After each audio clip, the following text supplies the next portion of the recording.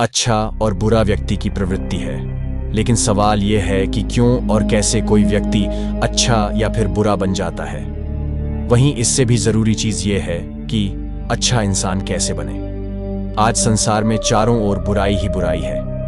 दंगे फसाद, लड़ाई झगड़े, हत्या और आपराधिक कामों से जुड़ी खबरों की कोई कमी नहीं है। इसका कारण है इंसान का बुरा बनना। जब इंसान की प्रवृत्ति बुरी हो जाती है तो संसार भी बुराइयों से भर जाता है। गौतम बुद्ध की इस कहानी से जानेंगे क्यों कोई व्यक्ति बुरा बन जाता है और बुरे काम करने लगता है। साथ ही इस कहानी में जानेंगे कैसे बने अच्छा इंसान। अच्छे या बुरे व्यक्ति बन जाने से जुड़ी गौतम बुद्ध की कहानी। एक गांव में एक शातिर चोर रहता था।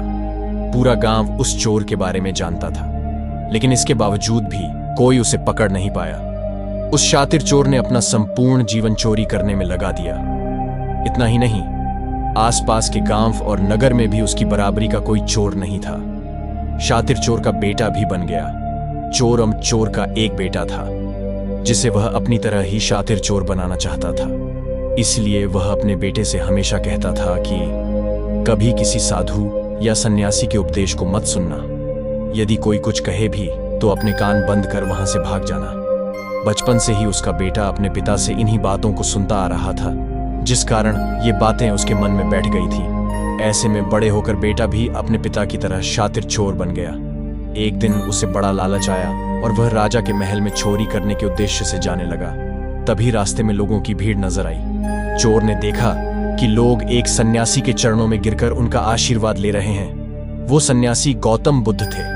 चोर साधु सन्यासी से दूर रहता था क्योंकि उसे अपने पिता से यही सीख मिली थी, लेकिन भगवान बुद्ध को देख वह उनकी ओर आकर्षित हो गया। इसका कारण यह है कि पहली बार उसे किसी तेजस्वी व्यक्ति के दर्शन हुए थे।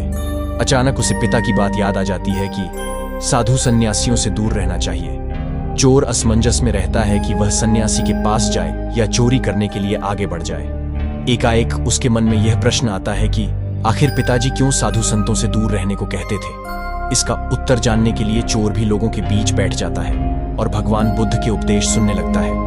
बुद्ध लोगों को झूठ बोलने की व्यर्थता और विश्वासघात के बारे में बताते हैं। उपदेश समाप्त होने के बाद सभी लोग अपने घर लौट जाते हैं और चोर भी चोरी करने के लिए महल की तरफ निकल जाता है। लेकिन पूरे रास्ते वह यही सोचता रहता है कि क्यों न एक बार उस सन्यासी के उपदेश में कई बातों को मानकर देखा जाए। इस तरह से वह चोरी करने के लिए महल की दीवार से कूदने के बजाय महल के द्वार से अंदर जाता है। उसे देख महल के द्वारपाल उसे रोकते हैं और भीतर जाने का कारण पूछते हैं। चोर कहता है, मैं चोर हूं और महल में चोरी करने जा रहा हूं। द्वारपाल उसकी बातें सुनकर हंसने लगते हैं और कहते हैं, जरूर यह महल का सेवक या नौकर होगा और हमसे मजाक कर रहा है। यह सोचकर वे उसे महल के अंदर जाने दे देते हैं। जिसका नमक खाया उसके साथ विश्वासघात नहीं करना चाहिए। महल जाने के बाद चोर खजाना रखे तिजोरी के पास पहुंच जाता है और तिजोरी को तोड़कर धन और आभूषण को पोटली में भरकर भागने लगता है। तभी उसकी नजर महल के रसोई पर पड़ती है। रात होने के कारण सभी सो रहे होते हैं और रसोई में कोई नहीं रहता है। चोर को जोर की भूख लगी थी, इसीलिए वह रसोई में जाकर पेट भर खाना खा लेता है। इसके बाद चोर वहां से जाने लगता है। तभी उसे बुद्ध के उपदेश में सुनी दूसरी बात याद आती है कि जिसका नमक खाया है उसके साथ कभी भी विश्वासघात नहीं करना चाहिए।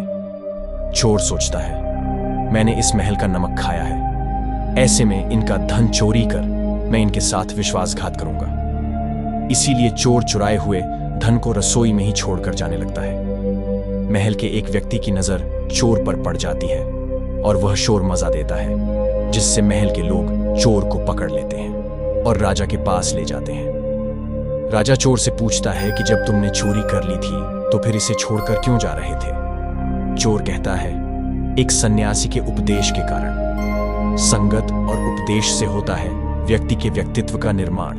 चोर की बात से राजा प्रभावित होते हैं और उससे कहते हैं, अगर तुमने ऐसे उपदेश बचपन से ही सुने होते तो तुम कभी चोर बनते ही नहीं। इतना कहकर राजा ने उसे कोई सजा नहीं और छोड़ दिया। लेकिन राजा ने उससे कहा कि एक बात याद रखना, सही संगत और सही उपदेश से ही व्यक्ति अच्छा इंसान बनता है। बचपन से ही गलत संगत और गलत उपदेश मिलने के कारण वह बुरा व्यक्ति बन जाता है। संगत और उपदेश व्यक्ति का जीवन बदल देते हैं। अगर आप भी इसी तरह का संगत और उपदेश सुनना चाहते हैं तो हमारे चैनल को सब्सक्राइब कर लो। धन्यवाद।